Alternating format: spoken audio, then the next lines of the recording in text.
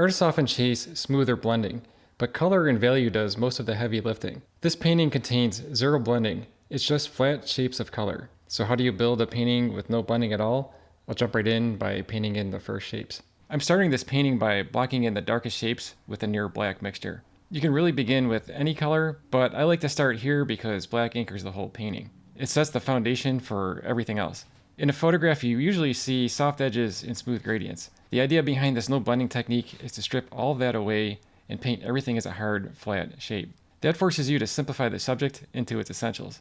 The darkest areas in this photo are a great place to begin because they're already strong, hard-edged shapes. All I have to do is draw them and fill them in, and that gives me a clear starting point to build from. I painted all that in as a flat area of color. Now I'll fill in this section here. Even though there might be some variation within that color, I'll just paint it in as a solid blue color.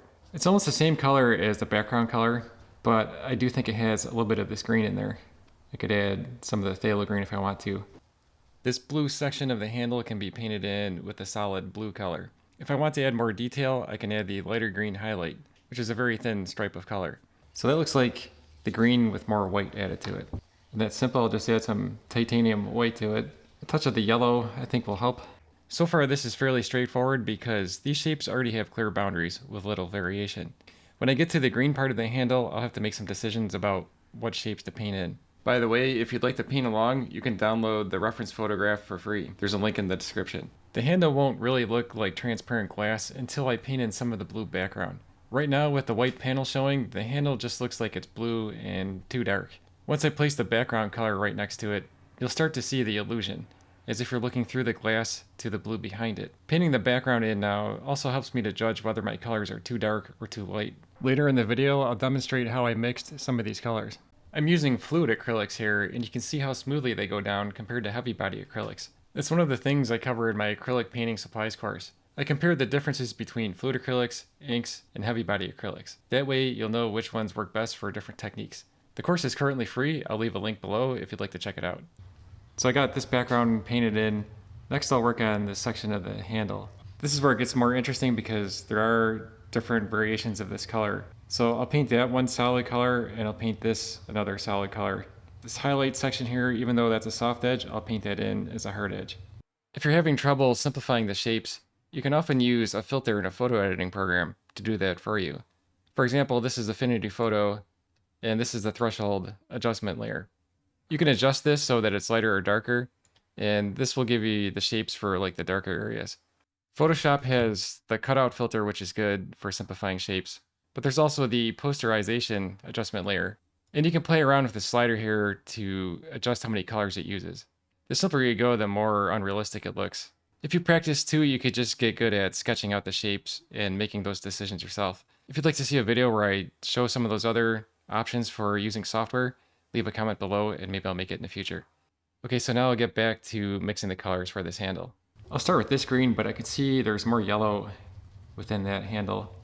I think it even has some red in there to make it slightly duller. A little bit more green and some red. As I said, this will just be one solid area of color. And then I'll mix another color that's a little bit lighter, maybe a little bit more yellow. And I'll just paint it right next to it. There's no softening of the edge, and I'm not blending it. In a way, this makes painting simpler. It's almost like a paint by number where you just paint the patches of color in and you leave it. As this color gets lighter, I'll just add some white to it, and I'll paint that section in right next to it. I'm adding in even more white for the bottom of the handle because that gets pretty light. This section's more blue, so I added more of the blue color into it. This area of the handle has some gradient going on in here, but I'll just paint that solid green. This line has some variation in there, but again, I'll just put that in as one color. If I wanted to, I could put it in darker at the top and then paint in a separate lighter color for the rest of it. So I'm just mixing in a little bit of the lighter color, and I'll continue painting this line in. There's a bunch of darker shapes in here. I'll just paint those in real quick before I move on to the bottom of this. There's some subtle effects going on here, but I'll just choose a single color and paint that shape in. This is a pretty good base color to start with. I'll add some of this phthalo blue to it, maybe a touch of the red. The red will just make it a little bit less saturated and a little bit darker. I think that's pretty good. And that shape seems to start about here. And I'm not adding any white to this to soften the edge or to make a gradient. Again, it's just a solid area of color. I think some of that color might be good in this section too. For the lighter sections, I'll just add white to that. It might be a little bit more green, I think. I could just fill that in real quick. Instead of painting in like the gradient, I could just take this lighter color and paint it right next to the other color. I think I'll spend some time putting in the background colors here. That'll help me to determine if I'm creating the illusion of this being transparent. Right now, because the colors aren't there, you really can't tell. And the other thing is, this white sometimes makes this look darker than what it should be. So putting those colors in there will help me. Ever since I made that video about breaking my own painting rules, I've been using this strategy of focusing on one area and painting it until it's almost complete. And I usually start off with the hardest part of the subject. In this case, it's the handle of this glass. There's so many different patterns and abstract shapes in there that it's probably the most intensive part of the painting.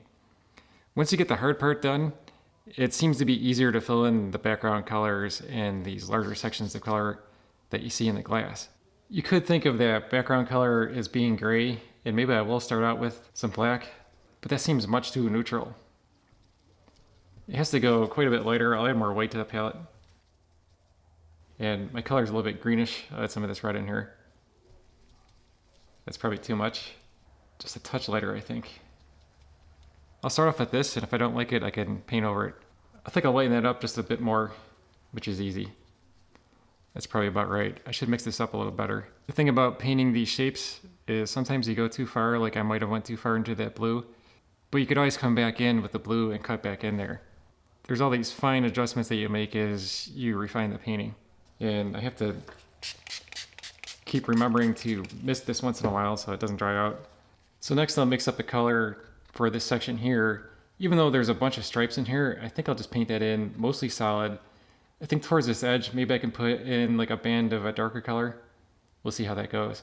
There's all these little weird shapes too that are kind of neat. I think this is going to be pretty complicated to paint these sections here. The sunlight going through the glass creates all these little weird patterns, which is kind of cool. So that color is probably close to something like this. Oops, that's too dark, I think. Maybe a little bit more white and some of the phthalo green. It's actually not too bad. Could try that out, see what it looks like. Yeah, I think that's pretty good. So painting this in helps because I can see if I have the edge of this handle light enough, and I can tell that this has to get lighter right here, and so does this section. So once I get this shadow painted in, I think I'll go back in there and touch that up. So this drawing is with acrylic markers. They're from Liquitex. And it's a lot like their acrylic ink. The paint inside the marker is very thin. But it's not like a solvent marker where if you were to use a regular Sharpie, when you paint over it, that black ink can bleed through your paint. But since this is basically acrylic paint, you don't have that issue. I'll use the same technique for this section here. I'll just make it all one color. It looks like it has more blue in there and it's darker. So it's mostly phthalo green and phthalo blue. It has to go darker. Maybe a touch of the red. I just keep adding more of each color until it gets as dark as I need it to be. It's harder to darken a color like this than it is to lighten it. Because when you lighten it, you're just adding white to it. But when you're trying to darken it, you have to add a little bit of each color. So I'm adding both of these and maybe a little red. I think that's a pretty good color to start off with. And I'll just put that in there real quick. This brush doesn't really quite have a good point on it, and that can make it more difficult to get into these corners like this. And this has the same effect. I can tell if this handle is dark enough or light enough when I paint the background color in. One of the most important parts of this no blending approach is actually the color mixing. I started by showing the technique of painting flat shapes, but it's the accuracy of the color that makes those shapes look believable. A lot of people assume realism comes from blending, but in reality, getting the colors right is what makes a painting feel smooth and more natural. So I'll show you how I mix some of the main colors I'm using here. A few of them I adjusted for effect, while others are matched more closely to what I see. This approach is what makes the whole painting work. I mixed up some colors in my sketchbook, and this blue here is pretty close to what I'd like to paint the background with. It's mostly phthalo blue and white. This is what cobalt blue would look like, and I believe this is ultramarine. Ultramarine leans more towards magenta, so it's got more of a purplish color, which is not what I'm going for. I think I'd like something more like the phthalo blue. I'm using the golden fluid acrylics. This is a kit of 10 colors. in smaller bottles. They're 1.5 ounces, but they also have these 4-ounce bottles. It's titanium white, and this is phthalo blue green shade. The difference between the ultramarine blue and the phthalo is the ultramarine leans towards magenta, so it's good for mixing purples. So the phthalo blue is more vivid, and if anything, it leans more towards the green side. You can see there's a big difference here between these two colors. I like the background color a little bit darker than what I see in this photo, so maybe a little bit more. I think this is the color I'm looking for. It's darker than what you see in the photo, but I think this photo is too light. So I'll go ahead and mix more of this color up. For these darker sections, I'll start with carbon black, but I'll add some color in there, such as phthalo green or maybe even phthalo blue. But I'll add some color in there because I don't think that's pure black. Here's the phthalo green blue shade. I think I might also add some of this phthalo blue in there. I might put a touch of white in there just so that it's not so dark. When I spread this out, you can see there's some color to that, which I think will be more interesting than using a straight black. I use small spray bottles like this to keep the paint wet. You just mist it every now and then just so that it replaces the water that's evaporating. I also have this larger one for when I want to spray the entire palette or larger areas. I'll go ahead and mix the green for the handle and parts of the glass. Phthalo green's a good color to start with. It's extremely vivid. So there's some phthalo green. Titanium white. I have Hansa yellow medium, but I think they replaced it with benzimidazoline yellow, which would work pretty much the same way. And a little bit of phthalo blue. It's kind of like a bluish green. So I'll start with the phthalo green, titanium white, and I think there is a little bit of blue in there. So I add some of the phthalo blue. Maybe a little bit lighter. That's not too bad. I think the photo is a little bit more blue. I'm going to focus on finishing this area here, and then I'll paint in the larger areas. Basically, I'm just using the same technique. I'll paint in solid flat areas of color. I've got most of this shadow painted in. I'll probably come back to it and add some more details, but I think I'm going to put in the background and some of these larger areas of color. Another challenge of mixing colors is that acrylics tend to dry darker, and that's because the acrylic binder is milky when it's wet, but it dries transparent. You can see the difference here between the dry blue paint and the paint that's wet. Acrylic paint dries slightly darker, so even though this is the exact same color, it looks different when you put it down because it's lighter. I also need to mix more of this, and it helps to keep some of it wet on your palette so you mix your color and compare it to what's on the palette. That way you're comparing the two colors before they dry and there's no color shift. Remixing this color is fairly easy because there's basically two colors in it. It's just a matter of balancing out the titanium white to the phthalo blue. That looks pretty close. You can actually dab some of that in there. And I can see that's too dark, so I add a little bit more white in there. That looks closer.